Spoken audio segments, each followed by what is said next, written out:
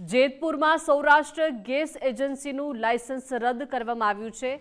Gas cylinder નહીં મળતા ગ્રાહકોમાં ભારે પરેશાની જોવા મળી રહી છે। ગેસ રિફિલિંગના વિડીયો વાયરલ થતા નિર્ણય લેવાયો।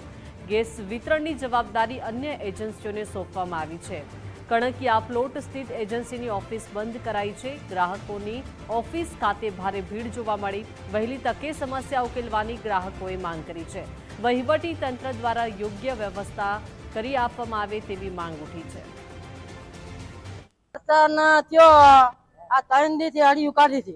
કાલ બાટલોને લખી દીધો કે તમારે મેસેજ આવે ને તો આવવાનું, તો કાલ આવ્યા, કાલ લખાયો બાટલો, કાલ લખાયો તો તમે 4 વાગે આવજો। તે મારા છોકરાને મેં રિક્ષા લઈ કરીને અને 2 દાણ મોકલો તો એ બાટલો અહીંયા આવ્યો નતો।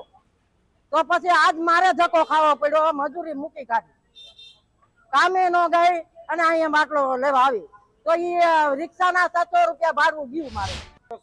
પ્રશ્ન બાટલાનો 3 દી ત્યાં હડિયા કઢવે હે ઈ કે સોમવારે ગાડી આવશે। સોમવારે આવ્યા તો ગાડી આવી નહીં। મંગળવારે આવ્યો તો એજન્સી બંધ છે। હા, સૌરાષ્ટ્ર ઇન્ડિયન ઈ કે તમને મંગળવારે બાટલો મળી જાય સવારમાં, તો અત્યારે બાટલા છે નહીં, એજન્સી જ બંધ છે।